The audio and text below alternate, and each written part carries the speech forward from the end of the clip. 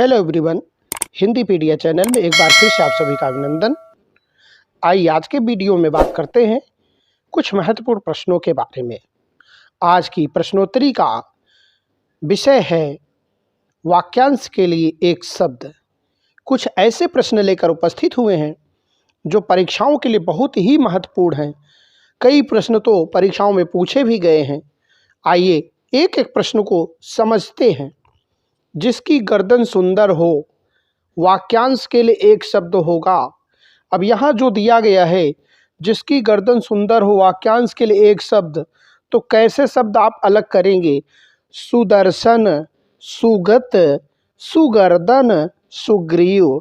तो यहाँ ऐसे विकल्प दिए जाते हैं जैसे सुदर्शन, जिसके दर्शन करने की बात कही गई, जो अच्छे से जाता हो। सुगत, सुगर्दन, तो गर्दन यहाँ दिया गया। यहाँ ऐसा विकल्प इसलिए दिया गया है ताकि आप इस विकल्प का चयन करें, लेकिन आपको समझना है, पढ़ना है। सुगर्दन नहीं होता है, सही शब्द होता है डी विकल्प है सुग्रीव। ग्रीव का अर्थ होता है गर्दन, ग्रीव का अर्थ होता है गर्दन। और सुगर्दन अर्थात अच्छी गर्दन, गर्दन सुंदर हो तो सुग्रीव। हमेशा याद करेंगे, राम जी की सेना में कौन था? सुग्रीव। राम जी की सेना में कौन था? सुग्रीव। तो जिसकी गर्दन सुंदर हो, सुग्रीव। चलिए अगला प्रश्न चलते हैं। यह विकल्प आपका डी सही हो गया। अगला प्रश्न है ब्यालू। ब्यालू शब्द दिया गया है। ब्यालू शब्द के लिए उचित वाक्यांश होगा महात्मा बुद्ध के पूर्व जन्म की कथाएं, अन्य पुरुष के संसर्ग से उत्पन्न संतान, जो जरायु से जन्मता हो, रात का भोजन। अब यहाँ ब्यालू दिया गया है। ब्यालू का अर्थ क्या होता है तो समझ लीजिए। ब्यालू, आलू लिखा है, आलू बा, आलू बा अर्थात ब्यालू। तो आलू कहाँ होता है? रात के भोजन में आलू होता है। इस तरह से यहाँ आपका डी विकल्प हो जाएगा, रात का भोजन। ब्यालू का अर्थ होता है रात का भोजन। डी विकल्प आपका सही हो गया है। अगला प्रश्न है जो सब कुछ जानता हो। अब जो सब कुछ जानता हो के लिए एक शब्द आप ढूंढेंगे। एक शब्द क्या कह सकते हैं? अज्ञ। अज्ञ का अर्थ होता है जो कुछ नहीं जानता है। सर्वज्ञ, जो सब कुछ जानता है। विशेषज्ञ, जो विशेष जानता है। कृतज्ञ, जो कृपा करता हो, कृतार्थ हो, कृतज्ञ। इस तरह से जो सब कुछ जानता है, तो यहाँ आपका विकल्प हो गया सर्वज्ञ। तो बी विकल्प आपका सही हो गया है, सर्वज्ञ। जो सब कुछ जानता है, यहाँ बी विकल्प अपना सही कर सकते हैं। अगला प्रश्न होगा पहाड़ के ऊपर की समतल जमीन के लिए शब्द के लिए वाक्यांश होगा। अब पहाड़ के ऊपर की समतल जमीन, यहाँ आप ध्यान से देखेंगे तो पहाड़ के ऊपर की समतल जमीन को क्या कहते हैं? उपत्यका। अब इसको पढ़ने से ही लगता है कि यही होना चाहिए, क्योंकि पहाड़ के ऊपर लिखा है तो उपत्यका लिखा है। तो यह विकल्प इसलिए दिया गया कि आप इस पर गलती करें, इसको चयन करें और आपका गलत उत्तर हो। तो यह गलत हो जाता है, हमेशा समझ कर करना है। अधित्यका, अधिकार कर लेना। पहाड़ के ऊपर की जमीन, पहाड़ के ऊपर जमीन ने अधिकार कर लिया है। तो यहाँ ध्यान रखेंगे, पहाड़ के ऊपर की जमीन जब भी पूछी जाए, अधिकार याद रखिएगा। तो जमीन ने वहाँ अपना अधिकार बना लिया है, अधित्यका होगा। इस तरह से यहाँ बी विकल्प आपका सही होगा। इस ट्रिक से आप हमेशा तैयार रखेंगे, इस ट्रिक से हमेशा तैयार रखेंगे। अगला प्रश्न आपका होगा पहाड़ के नीचे तलहटी की समतल जमीन। अब पहाड़ के नीचे जो तलहटी है, घाटी कहते हैं, उसकी समतल जमीन। तो अब नीचे की बात आ गई, उपत्यका। अब यहाँ लिखेंगे उपत्यका। आपका ए विकल्प सही हो जाएगी। यहाँ उपत्यका, पहाड़ के नीचे की जमीन जो होती है वह क्या होती है? उपत्यका होती है। ए विकल्प आपका यहाँ सही हो जाएगा। इसमें देखिए अधित्यका दिया है, फिर नवोढ़ा दिया है, अनूढ़ा दिया है। जिसकी अभी अभी शादी हुई हो, विवाह हुआ हो, उसे नवोढ़ा कहते हैं। अनूढ़ा किसे कहते हैं, इसको आप विकल्प को देख करके चयन करेंगे, कभी आपका कोई विकल्प गलत नहीं होगा। अगला प्रश्न है, कलभ शब्द के लिए वाक्यांश होगा जिसकी कल्पना ना की जा सके, ऐसा अन्न जो खाने योग्य ना हो, कर्म में तत्पर रहने वाला हाथी का बच्चा। तो कलभ शब्द हमेशा प्रयोग किया जाता है हाथी का बच्चा, हाथी के बच्चे को कलभ कहते हैं, याद रखना है और इस बार हिंदी पार कर देना है। तो हाथी का बच्चा क्या कहलाता है, कलभ। आपका डी विकल्प यहाँ सही हो जाएगा। तो हाथी का बच्चा क्या कहलाता है, कलभ। अगला प्रश्न, इसी तरह से अगला प्रश्न आप देख सकते हैं, जो सब जगह विद्यमान हो, वाक्यांश के लिए उपयुक्त शब्द है, जो सब जगह विद्यमान हो। सुषमा, सर्वव्यापी, स्वयंपाकी, निशीथ। अब यहाँ ये शब्द दिए गए हैं, निशीथ जो मध्य रात्रि की बात करता है निशीथ, और सर्वव्यापी जो सब जगह व्याप्त है। तो यहाँ पर आपका बी विकल्प सही हो रहा है, बी आप सही उत्तर लगाएंगे, बी विकल्प आपका सही हो जाएगा। तो इसी तरह से अगला प्रश्न है, अधिनायक शब्द के लिए उपयुक्त वाक्यांश होगा, किसके लिए, अधिनायक शब्द के लिए। जन गण मन अधिनायक जय, अधिनायक कहा जाता है। तो याद रखिए अधिनायक किसके लिए प्रयोग किया गया है, जो सर्वाधिक अधिकार प्राप्त शासक हो, उसके लिए अधिनायक शब्द का प्रयोग किया गया है। सर्वाधिक अधिकार प्राप्त शासक, तो यहाँ पर आपका ए विकल्प सही हो जाएगा। सर्वाधिक अधिकार प्राप्त शासक को हम क्या कहते हैं, अधिनायक कहते हैं, याद रखेंगे। ए विकल्प यहाँ सही हो जाएगा, आपका ए विकल्प सही हो जाएगा। इसी तरह से अगला प्रश्न है, वह स्त्री जो सूर्य भी न देख सके, वाक्यांश के लिए उचित शब्द होगा। ऐसी स्त्री जो सूर्य भी ना देख सके, पर्दे में रहती हो, घर के अंदर रहती हो, कभी सूर्य ना देखा हो, ऐसी स्त्री को क्या कहते हैं, अनूढ़ा कहते हैं, परित्यक्ता कहते हैं, विपत्नीक कहते हैं, असूर्य, असूर्यम पश्या, असूर्यम पश्या। तो पश्या शब्द देखने के लिए होता है, तो याद रखिए देख सके अपस्या दिया गया है। तो यहाँ पर आपका डी विकल्प सही हो जाएगा, जो सूर्य भी ना देख सके उसके लिए असूर्यम पश्या, डी विकल्प आपका सही उत्तर हो जाएगा। आप डी विकल्प को सही करेंगे। अगला प्रश्न है, उच्छिष्ट, उच्छिष्ट के लिए उपयुक्त वाक्यांश क्या होगा। उच्छिष्ट के लिए पूछा गया है, ज्ञात या कल्पित तथ्यों के आधार पर लिया गया निर्णय, रथ पर चढ़ा हुआ योद्धा, जिसका आदर न किया गया है, भोजन करने के बाद बचा हुआ अन्न। उच्छिष्ट का अर्थ होता है भोजन करने के बाद बचा हुआ अन्न, भोजन करने के बाद बचा हुआ अन्न उच्छिष्ट कहलाता है साथियों। उच्छिष्ट याद रखेंगे, भोजन के बाद बचा हुआ अन्न क्या कहलाता है, उच्छिष्ट कहलाता है। अगले प्रश्न पर चलते हैं। अगला प्रश्न है, निशाचर शब्द के लिए उचित वाक्यांश होगा।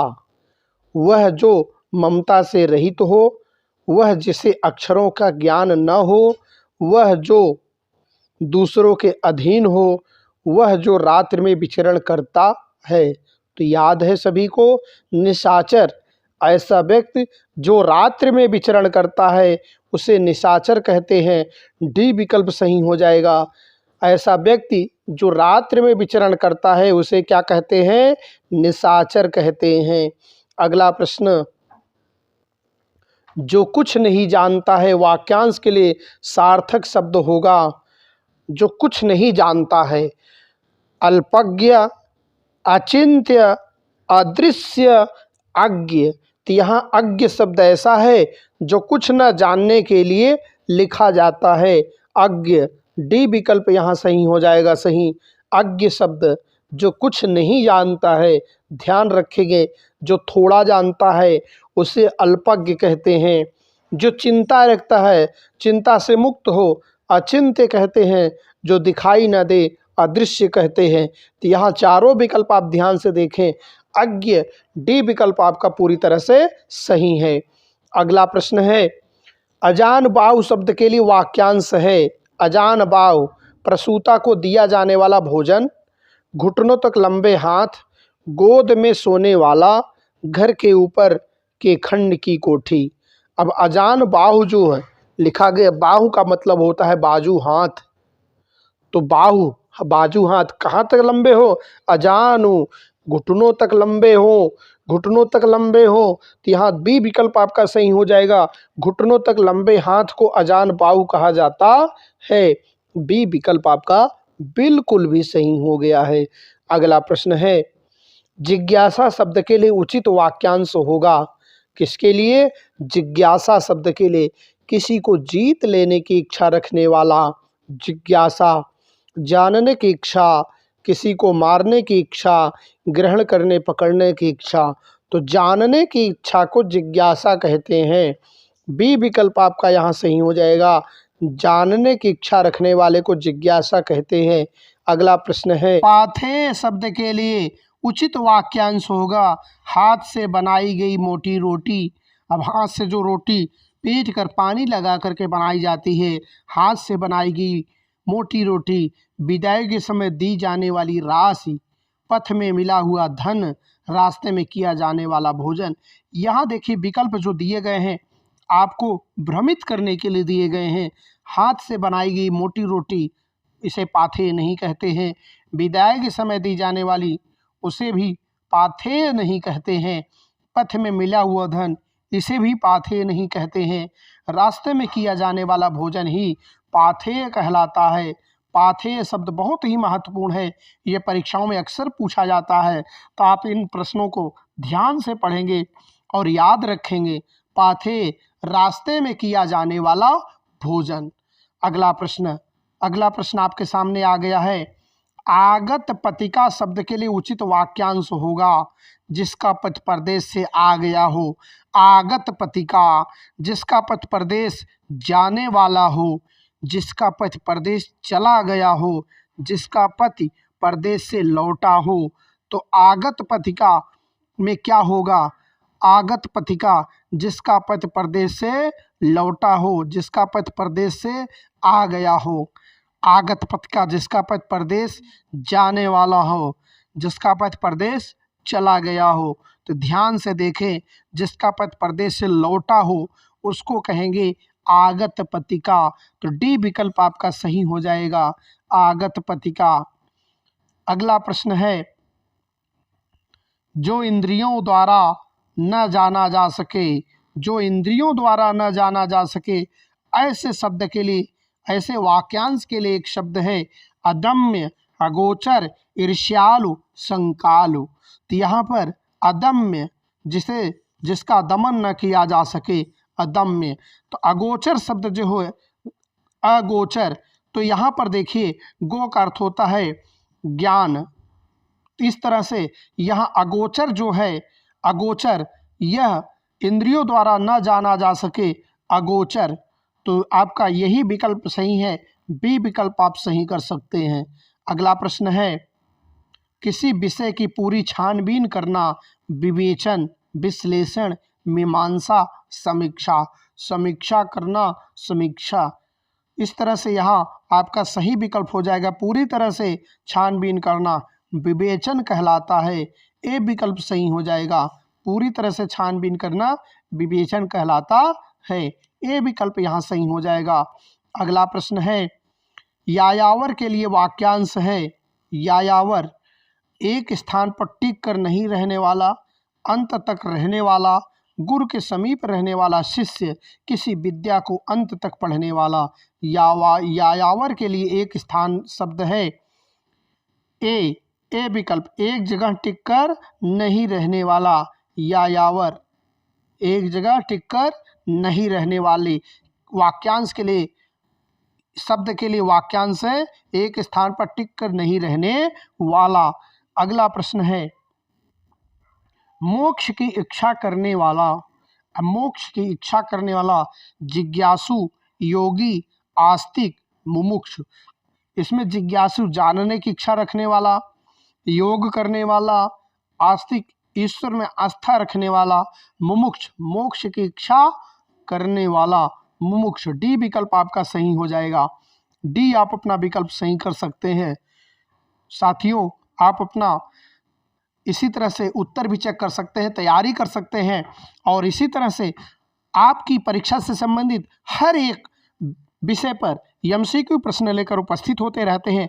अभी तक आपने चैनल को सब्सक्राइब नहीं किया है तो चैनल को सब्सक्राइब कर लें, वीडियो को अधिक से अधिक शेयर करें ताकि आपके जैसे सभी साथियों का भला हो सके। इसी तरह से महत्वपूर्ण प्रश्नों की प्रश्नोत्तरी आपको मिलती रहेगी। आप चैनल को सब्सक्राइब कर लें।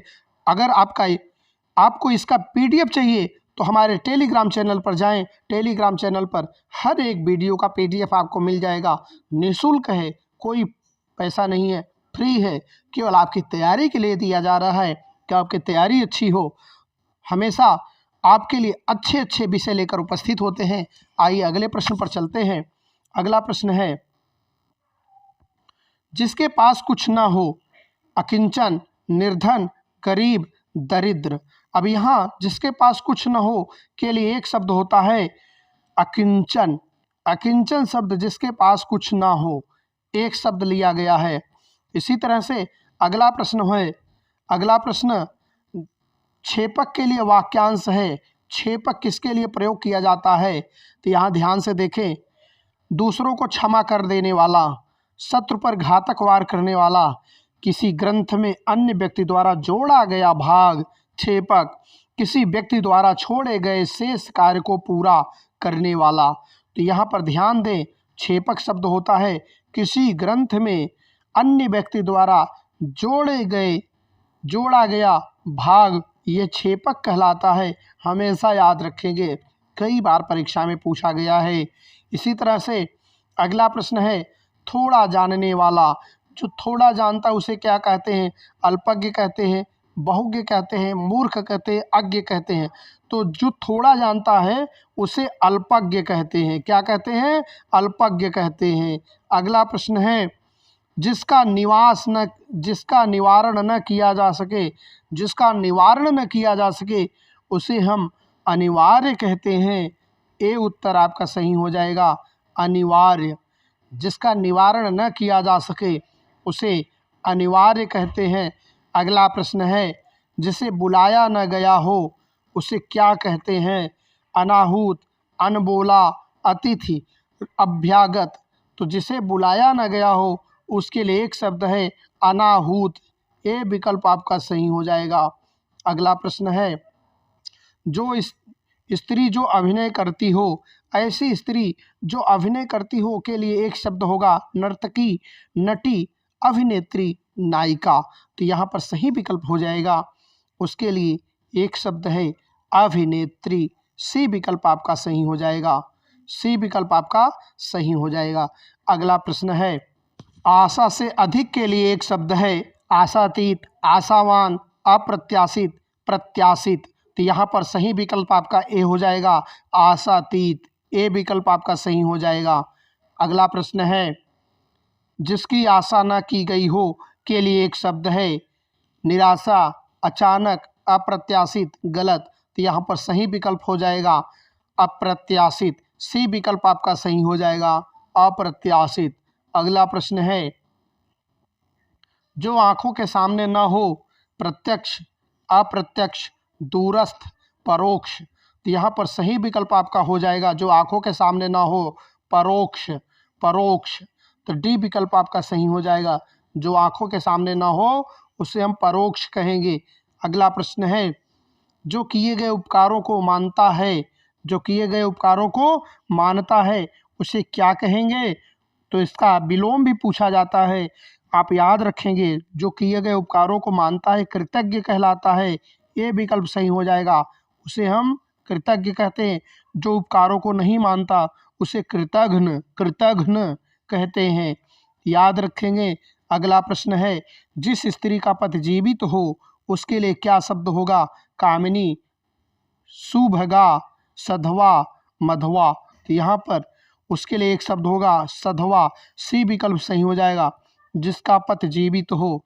अगला प्रश्न है, फेंक कर चलाया जाने वाला हथियार, अस्त्र, शस्त्र, भाला, गुलेल। तो फेंक कर चलाए जाने वाला हथियार अस्त्र कहलाता है। वह हथियार जो फेंक कर चलाया जाता है और जो साथ रखा जाता है शस्त्र। तो यहाँ ए विकल्प आपका सही हो गया है, ए विकल्प सही हो गया है। अगला प्रश्न है, जिसका इंद्रियों से अनुमान न हो सके, जिसका इंद्रियों से अनुमान न हो सके उसका सही अर्थ होगा अतीन्द्रिय। बी विकल्प आपका सही हो जाएगा, अतीन्द्रिय। अगला प्रश्न है, ऐसा रोग जिसका उपचार संभव न हो, अरोगी, अतिरोगी, विरोधी, असाध्य। तो ऐसा रोग जिसका उपचार संभव न हो उसे असाध्य कहते हैं। यहाँ डी विकल्प आपका सही हो जाएगा, डी विकल्प आपका सही हो जाएगा। अगला प्रश्न है, किसी बात को करने का निश्चय के लिए एक शब्द है। किसी बात को करने का निश्चय, विकल्प, संकल्प, कल्प, अत्यल्प। तो यहाँ पर किसी बात को करने का निश्चय जो है यह कहलाता है संकल्प, संकल्प। बी विकल्प आपका सही हो जाएगा। साथियों, यहाँ संकल्प शब्द जो लिखा गया है इसमें सम उपसर्ग होता है, हमेशा याद रखें। कई बार परीक्षाओं में पूछा गया है, उपसर्ग प्रत्यय भी पूछा जाता है। तो सम उपसर्ग जहाँ पर दंत स लिखा हो और ऊपर अनुस्वार लगा हो वहाँ पर हमेशा सम उपसर्ग होता है, हमेशा याद रखिएगा, हमेशा सम उपसर्ग होता है। अगला प्रश्न है, जो कानून के अनुकूल ना हो। अब कानून के अनुकूल जो ना हो, अवैध, जघन्य, अवैध, आवेग। अब अवैध लिखा है अवैध। तो इस तरह से आप देखें, ए विकल्प आपका सही है, अवैध। ए विकल्प आपका सही हो जाएगा। अगला प्रश्न है, अभिज्ञ शब्द के लिए वाक्यांश है। अभिज्ञ, अभिज्ञ एक ऐसा शब्द है जो बहुत बार पूछा जाता है, विलोम में भी पूछा जाता है, वाक्यांश के लिए एक शब्द में भी पूछा जाता है। तो अभिज्ञ होता है, अनेकार्थक शब्द में भी पूछा जाता है। तो यहाँ कई तरह से पूछा जाता है। अभिज्ञ का अर्थ होता है जानने वाला, अभिज्ञ का अर्थ होता है जानने वाला। तो बी विकल्प आपका यहाँ सही हो जाएगा, बी विकल्प आपका सही हो गया। अगला प्रश्न है 38 नंबर प्रश्न, जो बाएं हाथ से भी काम कर लेता हो। अब बाएं हाथ को क्या कहते हैं? सभ्य कहते हैं। तो यहाँ पर सीधे सीधे आपका ए विकल्प सही हो जाएगा, सभ्यसाची, सभ्यसाची। ए विकल्प आपका सही हो जाएगा। अगला प्रश्न है, हवन में संबंधित, हवन से संबंधित सामग्री, हवन से संबंधित सामग्री जो होती है उसे क्या कहते हैं? दशांग कहते हैं, छविषा कहते हैं, हवि कहते हैं, अधिगण्य कहते हैं। तो यहाँ पर सही विकल्प आपका हो जाएगा सी, हवि कहते हैं। सी विकल्प आपका सही हो जाएगा। अगला प्रश्न है, कनिष्ठ और मध्यमा के बीच की उंगली, कनिष्ठ, कनिष्ठा और मध्यमा, कनिष्ठा जो अंगूठे से लास्ट में जाती है, अंगूठे से गिनते जाइए, अंतिम में जो उंगली आती है कनिष्ठा, और इसके बाद लिखा मध्यमा, आपके हाथ में जो सबसे बड़ी फिंगर होती है मध्यमा उसे कहते हैं। अब इसके दोनों के बीच की उंगली जिसे चंदन आदि लगाते हैं, किसी को चंदन लगाते हैं तो हमेशा इसी उंगली से लगाते हैं, इसे पवित्र उंगली मानते हैं। तो सबसे पवित्र उंगली यही होती है।